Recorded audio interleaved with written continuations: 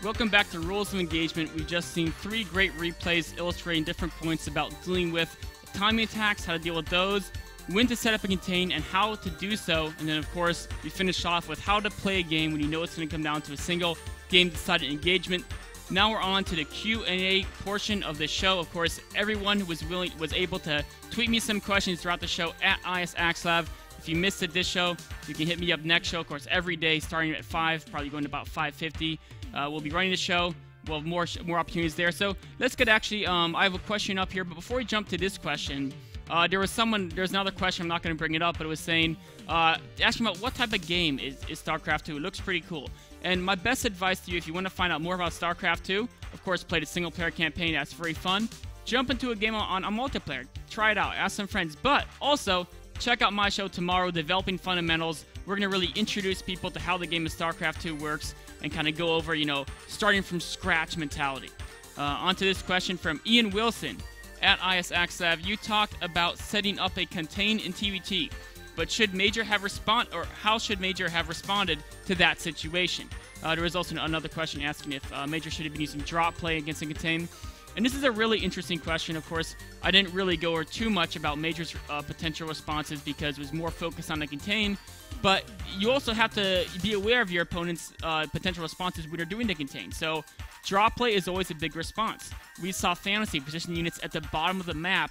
They cut off that Viking run by, but they're also there to keep an eye on medevacs or command centers flying around. So you want to have some decent vision around the map, but also it comes into knowing that Major didn't have drop play options very well because he was going mech play. So Major, he could have gone for some medevac drops, but odds are what he would have done is maybe got some Hellions inside the base and some economic damage, but it wouldn't solve his problem that he's got to find a way to get a 4th base or he's going to starve out. I mean, in Fantasy, he doesn't even have to build a 4th orbital. He can just float an orbital down, and even if you kill all his SCVs, you can just mine off mules and you're stuck with no minerals. So the best way to break that is with the Banshee, which is something he was trying to do there. He brought the Banshee in around, but what he was trying to do is he put all his siege tanks at his natural, and then he was using the Banshee. He was trying to get Fantasy to unsiege his siege tanks, and as soon as those unsieged, then Major would roll in with his gigantic siege tank army and break the contain that way. Unfortunately, what Major didn't think about is he didn't think that Fantasy would play the contain non-passively. So if Fantasy was playing passive and just tried to reinforce that point, it would have been a great way to break the contain.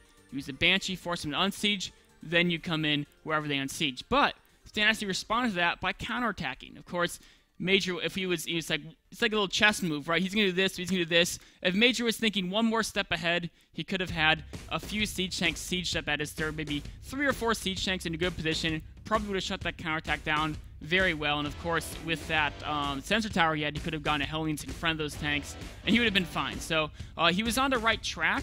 It's just that he didn't anticipate the level of contain that Fantasy was doing because it's very untraditional. You play in a North America ladder, you play most Terran players, and they're really, they're going to play the contain, they're going to sit there and react to what you do to break it. Instead, Fantasy made Major think about other things, and so he wasn't able to get that, that Banshee, Viking, siege tank break on the contain. So, Major was on the right track there, but didn't defend against the counterattacks well enough to make that tactic actually work. And then the other question, actually, let's get back here to the question. We can scroll up a little bit. Here we go. How effective are medevac drops against contains in TVT? By Tashi, at Tashi0106. So this is a question, I covered it a little bit about how Major couldn't really do them because he was going mech, but we see contains in TVT with Marine tank versus Marine tank as well. And so in those contains, you have to worry a lot about medevac drops. The most important thing there is to have good knowledge of what your opponent is up to. So you have to know, are they loading up a lot of units? Or are they loading up a few? You've got to, burn some scans, try to get air control. We saw Fantasy try to get air control in that game, even against mech using Vikings. But if you can get air control as well with your contain, or find some way to keep tabs on where your opponent's units are, maybe a sensor tower. If they load up a ton of units, what you can do is you can then respond by just, instead of containing, going in and killing them. 4 or 5 medevacs full units less, and you can probably break their siege tank defense line. Of course, if they load up 1, 2, or 3 medevacs, That's at the point where maybe you should just try to respond by having a small segment that can counteract those medevacs, run around the map, and deploy to wherever those medevacs go to. On to about how effective the medevac drops are from the person being contained's perspective. It's a great way, like I mentioned, they have to respond to it with a small anti-drop squad. If you can threaten the drop, get them to take units away from the contain, then you actually use your drop to flank the contain from different sides. So you're getting 100% of your army engaging a small chunk of their army. It's a concept called indirect approach. I'll probably feature it maybe next week on the Monday show, but we can get a little more details about how to get your opponent to position troops outside where the engagement is going to occur. That's the whole idea of medevac drops. They can be very, very good against contains in TVT. Anyways, we're running a little bit short on time, so that's going to be it for our question and answer section.